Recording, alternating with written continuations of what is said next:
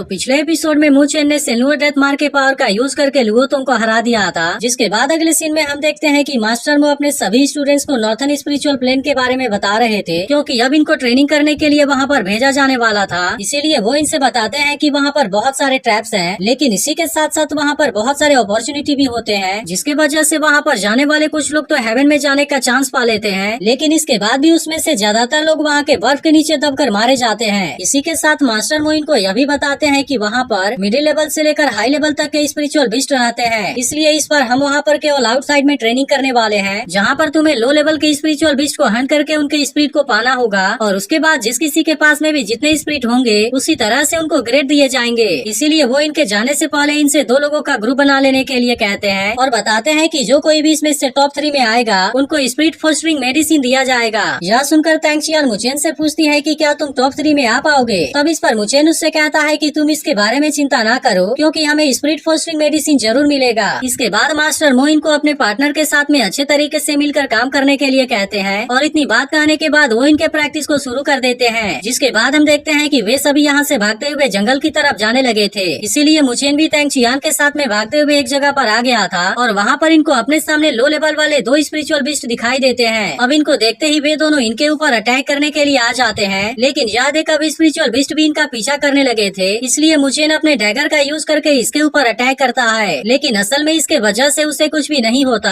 क्योंकि इसका स्किन बहुत ज्यादा मोटा होता है। तब यह देख मुचेन इसके बॉडी को ध्यान से ऑब्जर्व करता है, और फिर उसे पता चलता है कि इसकी गर्दन वाली जगह सबसे कमजोर है, जिसके बाद वो तुरंत इसके गर्दन के ऊपर अटैक करके उसे मार देता है। वहीं दूसरी तरफ तैंगचियान भी स्पिरिचुअल बीस्ट को मारने की कोशिश कर रही थी, लेकिन उसके मोटे स्किन के वजह से वो भी उसके सामने कुछ भी नहीं कर पा रही थी। पर तभी मुचेन यहाँ पर आकर उसे बीस्ट के अटैक से बचा लेता है, और उसे इसके गर्दन के ऊपर अटैक करने के लिए कहता है। तब यह सुनते ही तैंगचियान भी तुरंत इसके गर्दन के ऊपर अटैक कर देती है, और इस तरह से वो भी इसे बहुत आसानी से मार देती है। इसके बाद हम देखते हैं कि मुचेन इस स्पिरिचुअल बीस्ट के स्पिरिट को अपने पास में रख लेता है, और अब इस तरह से वे दोनों यहाँ से आगे जाने लगे थे, क्योंकि यह तो केवल इनके ट्रेनिंग का शुरुआत है। वहीं दूसरी तरफ हम देखते हैं कि बाकी लोगों ने भी कुछ स्पिरिचुअल बीस्ट को मारा था, और वो इनके अंदर से स्पिरिट को हासिल कर रहे थे, लेकिन अब इसी तरह से कुछ समय के बाद यहाँ पर रात हो जाती है, जिसके बाद हम देखते हैं कि मुचेन यहाँ पर सेनुअर डेथ मार को प्रैक्टिस करने लगा था, लेकिन अभी भी इसे प्रैक्टिस करना उसके लिए इतना आसान नहीं था। इसके बाद वो याद करता है कि मास्टर मो ने कहा था कि इसे प्रैक्टिस करना इतना ज्यादा आसान नहीं है, क्योंकि अभी इसका सेकेंड डेथ मार की बहुत ज्यादा पावरफुल है, लेकिन अगर किसी तरह से वो इसके बहुत सारे डेथ मार को प्रोड्यूस करने में कामयाब हो जाता है, तब केवल उसी के बाद ही वो इसके असली पावर का यूज कर पाएगा। लेकिन मास्टर मो इसे बताते हैं कि मैं जब डिवाइन सोल लेवल में था तब मैंने इसके थर्ड डेथ मार को प्रैक्टिस करने का कोशिश किया था, लेकिन उस वक्त भी मैं इसके पावर को अच्छे तरीके से कंट्रोल नहीं कर पाया, और इसके वजह से मैं उसमें बुरी तरह से जख्मी भी हो गया था। इसीलिए वो मुचेन से कहते हैं कि तुम इसके बारे में प्रैक्टिस मत करो, क्योंकि मैं नहीं चाहता कि इसके वजह से तुम्हारे साथ में कोई एक्सीडेंट हो जाए। लेकिन मुचेन को लगता है कि उसके मदर का द ग्रेट बुद्ध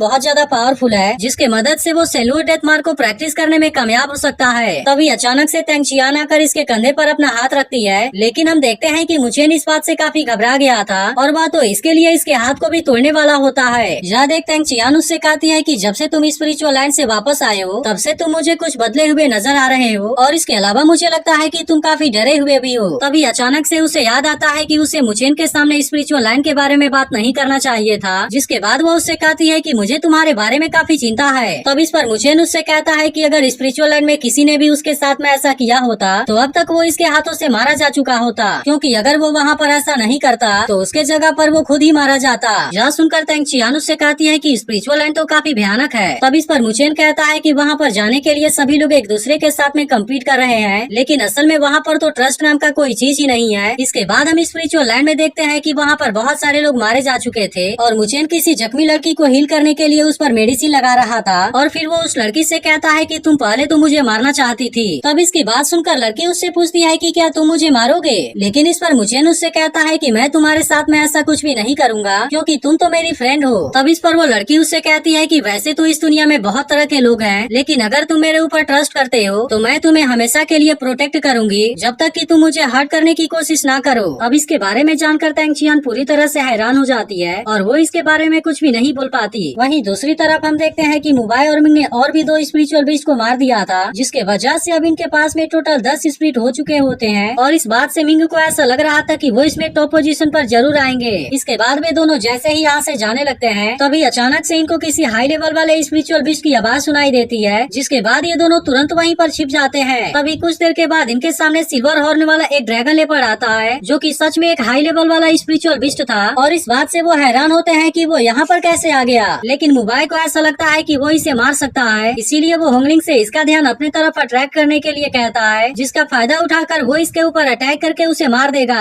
यह सुनकर होंगलिंग इसकी बात मानने के लिए रेडी हो जाती है और वो सिल्वर हॉर्न वाले ड्रैगन लेपर्ड के सामने आ जाती है। अब इसे देखते ही वो बिस्ट इसके ऊपर अटैक करने वाला था और फिर मुबाई भी इस बिस्ट के ऊपर अटैक करने के लिए रेडी हो गया होता है। लेकिन तभी इसी बीच उसे यहाँ पर कोई पावरफुल मास्टर दिखाई देता है, जिसके वजह से मुबाई अपनी जान बचाने के लिए वहीं पर छुप गया था और इधर होंगलिंग उस बिस्ट के सामने फंस गई होती है। इसके बाद वो भी अपनी जान बचाने के लिए वहीं पेड़ के पीछे छुप जाती है। लेकिन तभी इसी वक्त वहाँ पर वो मास्टर भी आ गया था और वो केवल अपने एक अटैक से उस हाई लेवल वाले स्पिरिचुअल बिस्ट को मार देता है। इसे मारने के बाद वो इसके स्पिरिट को अपने पास में रख लेता है और फिर हमें पता चलता है कि वो कोई और नहीं बल्कि ब्लड स्लॉटर है। तभी हम देखते हैं कि वो मुबाई को यहाँ पर नोटिस कर लेता है, लेकिन अब इसका पीछा कर रहे लोग भी यहाँ पर आ रहे थे, इसलिए वो तुरंत यहाँ से भाग जाता है। लेकिन मुबाई भी नहीं जानता था कि आखिरकार वो कौन है और फिर होंगलिंग से कहता है कि वो डिवाइन सोल लेवल के आधे स्टेप में था। तब इस पर होंगलिंग उससे कहती है कि क्या हुआ, तुम डर गए। यह सुनकर मुबाई उससे कहता है कि हम उसके सामने कुछ भी नहीं है, लेकिन अगर उसने तुम्हारे ऊपर अटैक किया होता तो मैं तुम्हें बचाने के लिए जरूर आता। लेकिन होंगलिंग को भी पता है कि मुबाई असल में ऐसा कुछ भी नहीं करता। तभी हम देखते हैं कि ब्लड स्लॉटर का पीछा करने वाले लोग भी यहाँ पर आ जाते हैं और असल में इनका लीडर कोई और नहीं बल्कि मुबाई का अंकल होता है। यह देख मुबाई अपने अंकल से पूछता है कि आप यहाँ पर क्या कर रहे हैं, जिस पर उसका अंकल उससे पूछता है कि क्या तुमने यहाँ पर ब्लड स्लॉटर को देखा है। जिसके बाद मुबाई उसे बताता है कि अभी कुछ देर पहले एक इविल मैन यहाँ पर आया था। जिसके बाद हम देखते हैं कि इस बात से उसका अंकल काफी घबरा गया था और फिर मुबाई से पूछता है कि उसने तुम्हें कुछ किया तो नहीं। तब इस पर मुबाई उससे कहता है कि नहीं, उसने हमें कुछ नहीं किया। इसके बाद मुबाई अपने अंकल से ब्लड स्लॉटर के भागने के डायरेक्शन के बारे में बताता है और कहता है कि उसे पकड़ने के लिए मैं भी आपके साथ में जाऊंगा। इसके बाद हम देखते हैं कि ब्लड स्लॉटर को पकड़ने के लिए वे सब अलग अलग दिशा में फैल गए थे। अब अगले दिन मुचेन और तेंगचियान को सिल्वर हॉर्न वाला ड्रैगन लेपर्ड मरा हुआ दिखाई देता है, जिसके बारे में जानकर वे थोड़े से हैरान हो गए थे और इनको समझ में नहीं आता कि ऐसे पावरफुल बिस्ट तो गहराइयों में रहते हैं, लेकिन आखिरकार वो इतने बाहरी एरिया में कैसे आ गया। फिर भी मुचेन को इतना समझ आ गया था कि जिस किसी ने भी इसे मारा है वो जरूर ही कोई डिवाइन सोल लेवल वाला मास्टर होगा। इसके बाद हम देखते हैं कि वो इसके ब्लड को अपने पास में रख लेता है, लेकिन तभी इसी बीच इनको तलवार के टकराने की आवाज सुनाई देती है, जिसके बारे में सुनकर वे तुरंत वहाँ पर चेक करने के लिए जाने लगते हैं। वहीं दूसरी तरफ हम देखते हैं कि इनके ही ग्रुप के दो लड़कों को बहुत सारे लोगों ने घेर लिया था, जिसके बाद इसमें से एक लड़का इनसे कहता है कि हम तो ट्रेनिंग के लिए यहाँ पर आए हैं, लेकिन आखिरकार तुम हमें क्यों मारना चाहते हो। तब इसकी बात सुनकर एक लड़की कहती है कि अच्छा तो तुम नॉर्थ एकेडमी के स्टूडेंट हो और अगर ऐसा है तो फिर हम बहुत ही लकी हैं। जिसके बाद एपिसोड यहीं पर एंड हो जाता है।